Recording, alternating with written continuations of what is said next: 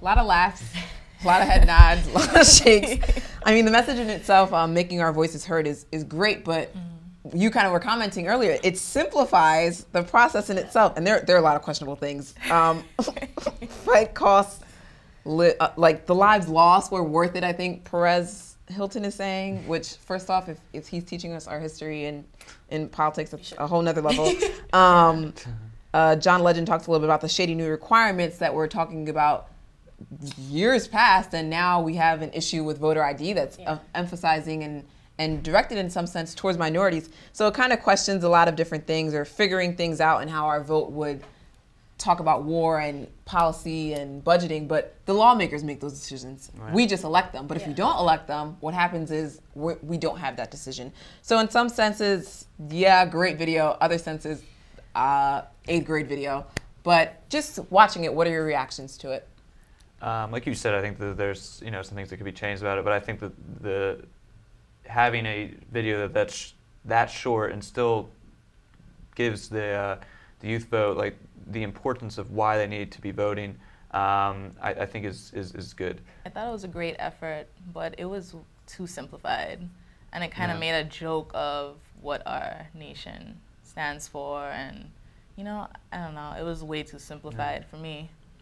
I like the numbers and just the dates, like women, we haven't voted for 100 years yet, but I think really simplifying the lives lost as well as what a privilege voting is, because I think that's something that we've really distanced ourselves from. Like our parents back in the day, they couldn't vote until they were 21, and we have that opportunity to do so at 18. And realizing that privilege and what a value that is that so many people around the world don't have, let alone people in our own country don't have.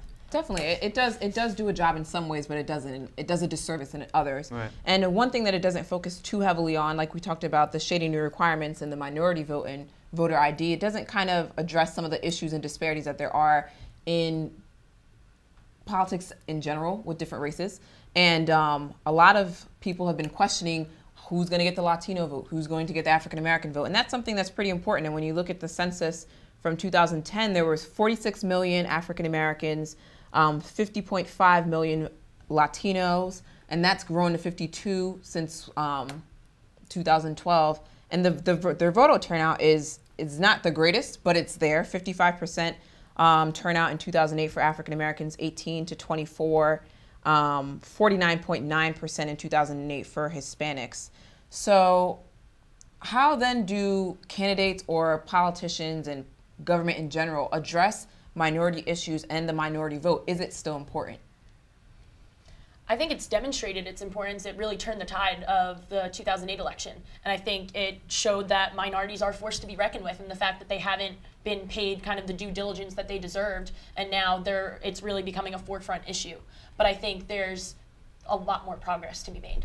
Yeah, I think it's very important. I noticed that Obama kind of marketed a lot of his campaign towards Latinos and blacks. I thought that was really important, and I think that the minority should kind of, I don't know, I feel like that percentage is really low for them. I think they need to kind of educate themselves and come out and kind of higher that number a little bit. I think that the minority vote is more important than ever. And as we look at the census numbers, our country is on its way in very near future of being minority majority. And so their issues are extremely important.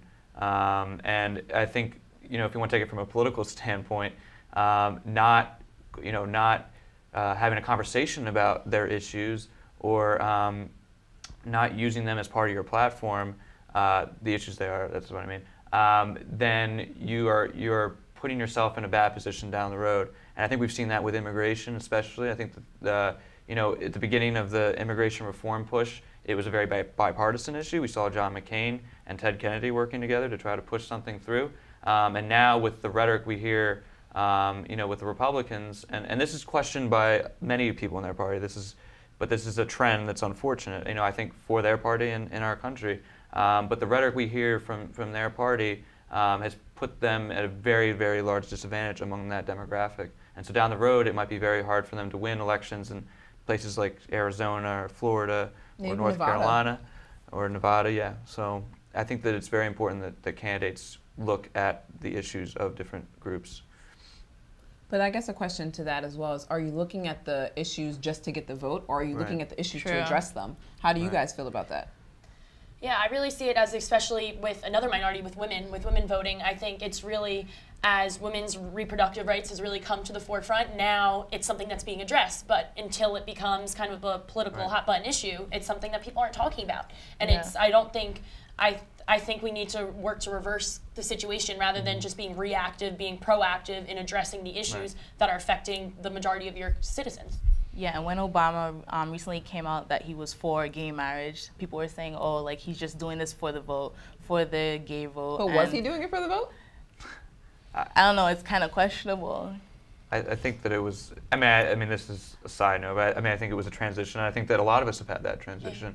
I know as someone when I'm in a Catholic elementary school, I mean, I know that I didn't know anyone who was gay, and so I had views of same-sex marriage that are completely different than they are today. And so, I mean, I think the transition we've seen in the last 5 years is just remarkable on that issue, and so I think that everyone's in a transition for that. So, and I think it's awesome. I think we never seen a human rights movement move so fast. Absolutely. So kind of to wrap us up, I know we have a lot more that we could definitely talk about, but just really quickly on voter ID and the fact that a lot of people have thought that it is targeting minority voters, most of whom will typically and historically have voted Democrat. And as you were mentioning earlier, in 2008, African Americans went out, as much as their percentage was low, most of them did vote for Barack Obama. So how does this affect? Is it a strategic move, or is it actually a law with purpose? Well, I don't understand, how these laws have been put forth with the idea that it is somehow protecting the vote, because voter fraud is so rare. I think there was a number, like it's more likely. It's like 0.00. Yeah. Right. You get hit. You get struck by lightning than if there's voter fraud in your state. So it's extremely rare. And the statistics, anyone who looks at facts will tell you that that these laws do hurt minority voters, they hurt younger voters, and they hurt elderly voters. And I think that when we see one party pushing these laws and not seeing the other party doing this, we have to ask ourselves: is there a way? Is there a political move on that? Is there a way that they want to disenfranchise a certain demographic of voters who would vote for the other one? And so, whenever we have a restriction on how you can vote, I think that is probably one of the #1 things that we need to question as a country is why is that being done?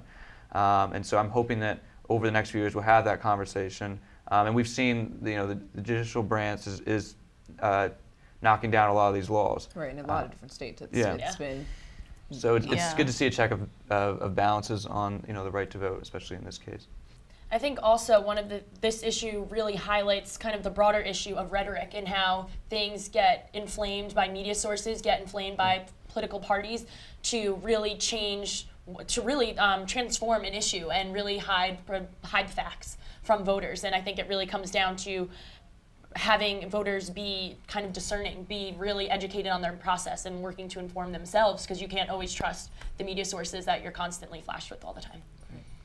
Well, we certainly hope that this was one way to kind of start the discussion. Obviously, we're kind of getting in a little late with 7 days left, but we do hope within the next 7 days that all our viewers and youth and minorities and just voters in general who are eligible, take the time to consider both candidates and their platforms, and as well taking the chance to vote and getting your voice out there. So we hope that you guys are at the polls on Election Day next Tuesday. And until then, you've watched an episode of The Minority Report, and we will see you at the same place.